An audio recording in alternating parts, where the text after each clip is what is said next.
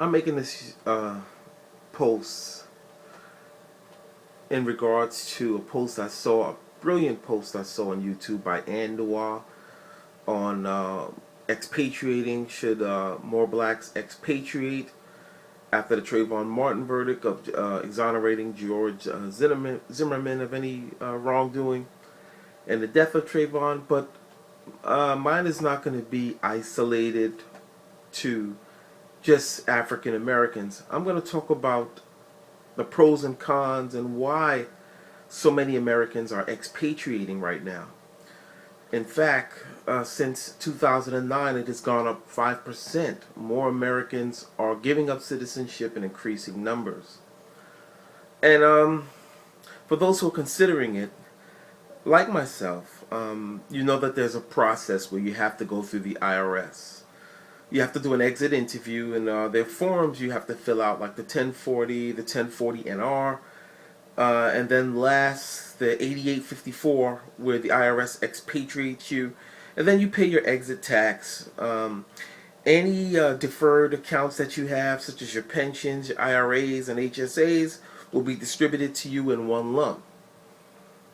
Okay, so, and for those of you out there who are looking for a great documentary on expatriating, there's a documentary called Blacks Without Borders, produced by Stafford and Judy Bailey.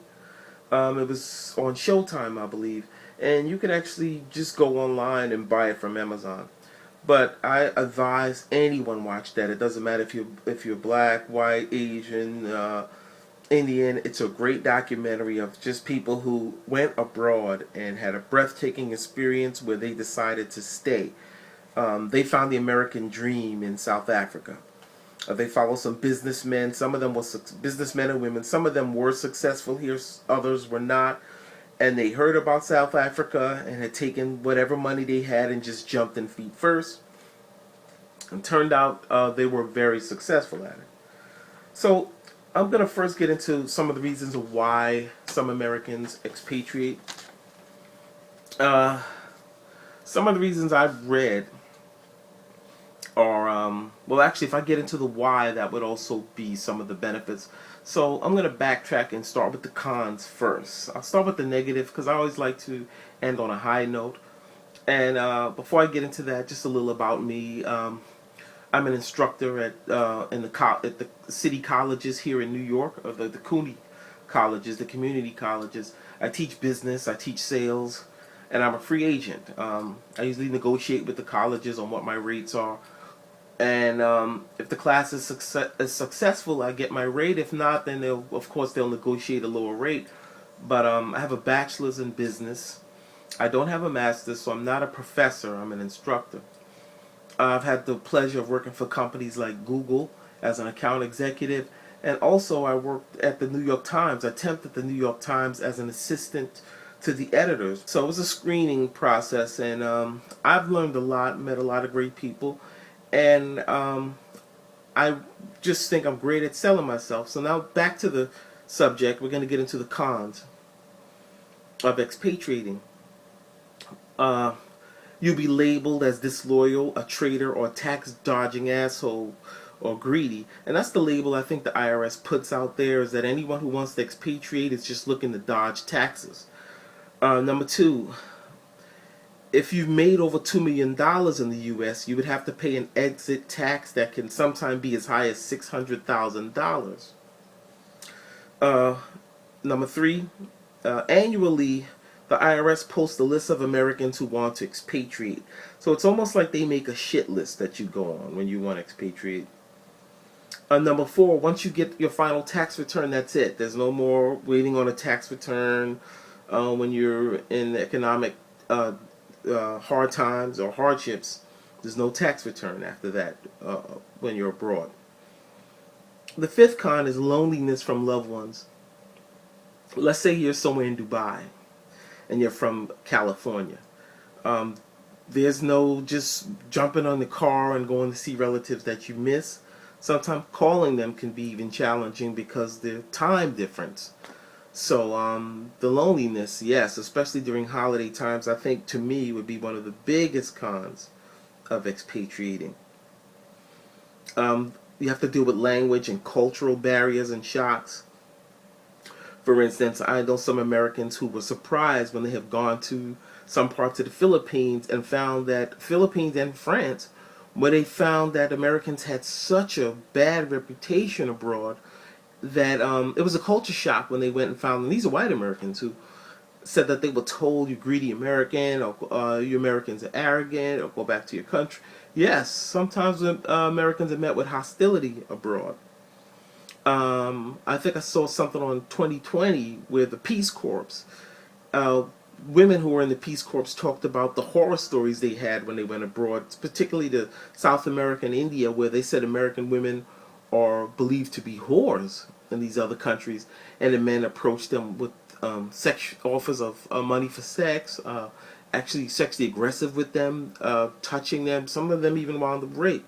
So I do have to say that, and that not necessarily can be with expatriating. That could be a con with traveling abroad. Period.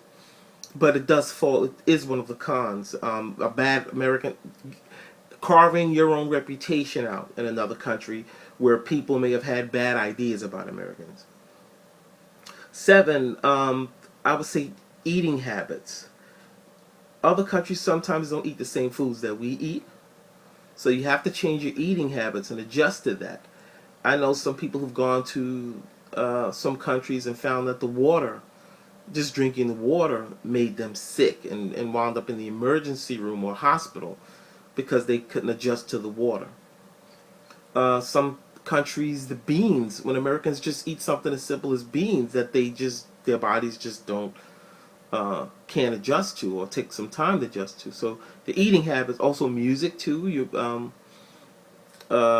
can't just turn on the radio like you do here and hear your favorite American songs. You have to get used to hearing the music. Also, with the language and culture barriers and cultural shocks, also learning a new language. A lot of times, some people get by in some countries where if you go to Europe, you can get by with English because that's what they speak, mainly in the UK. But what if you go to a country, let's say you go to Greece or Russia or Afghanistan? Knowing just English is good, but you're going to run into a lot of challenges if you don't try to acquire just the basics of another language. And they say usually about 700 words. I think it's 700. I would say, yeah, if you usually know about 700 words, it's either 700, I could be wrong, but you can look that up and correct me if I'm wrong. I would say 500 to 700 words of another language, you've mastered another language. So it's good to, you can take your time with it, but it's good to know. Those are some of the barriers. Now I'm going to get into some of the benefits of expatriating. Number one, and these are reasons I've looked up online that people have said in their own, in some of the expat communities. You can start a new successful business for less, and there's less competition, and the tax structure, if there are taxes, are not as hard or difficult as in the States, as in America. Number two, your retirement money your retirement money goes a lot further, and your pension and all those accounts that are tax exempt they go a lot further in other countries.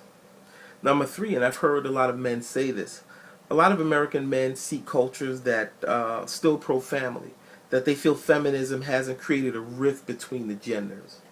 And this is something we can't ignore. The divorce rate and the rates of children being born into single parent homes have been directly linked to misguided, I'm not saying all feminists, to misguided feminism, that it's kind of destroyed the American family, where it's everyone is for the roles of male and women have been totally changed, where there's no structure anymore, and the children are suffering. So a lot of men and women too. I found a lot. I saw an online article with this black woman who's a blogger said that she had moved to the Netherlands, I think, and she went there to seek out a job also. And she said that dating she found refreshing. That what the men were more old-fashioned when it came to dealing with women, and had old-fashioned views. So she was very pro-family. So just in general, a lot of people go to other countries because they're seeking better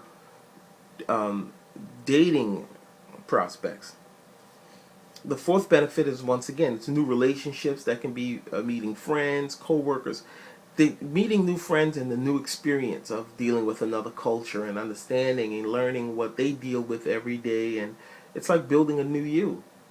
Fifth, um, you can build a new, less competitive stock portfolio. Six, better job opportunities and better pay. One of my ex's brother went to Afghanistan, I think, no, Iraq, in the army, and he learned to fix tanks, and now he lives there. And from what he told me, his salary in U.S. dollars is $140,000. His wife and child are in Pennsylvania, so he was able to buy them a mansion-sized house for maybe under $200,000.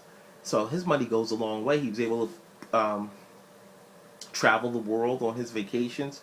So yeah, better pay. And if you go online now, you go to certain military or government jobs in other countries, you find in the Middle East that the pay, and in Africa too, with energy and oil, that if you go to one of these countries or relocate, the pay is just a big difference between the salary here for doing the same job and doing it overseas. 7, low cost of living. 8, once again, new languages and new religions.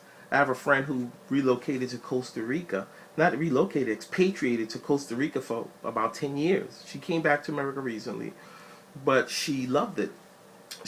Her parents got sick here, I think her father, and that's what brought her back to America. But she learned that they have some religions there that are just local religions in Costa Rica, and just she learned, mastered the language. In general, her son was born there, so the new language and new religions, new landscapes, everything about that comes with the experience of living abroad. She can tell you about it, Costa Rica from A to Z. So 8, that would be another benefit. And 9, be a part of building a new country. A lot of Americans find that they actually have jobs that relocate them abroad. They're being sent to countries like Dubai, for instance, that's still on the come up. Brazil, these countries are right now on the come up. They're you can be a part of that. That's the benefit, where you can actually say, hey, I've contributed to the growth of this country, if that means something to you. So I'm gonna keep it short. That's my point on the pros and cons of expatriating and why some Americans expatriate. If you have any opinions or anything I left out, just let me know. And also, you can follow me on Twitter, which I also have posted below. Thank you.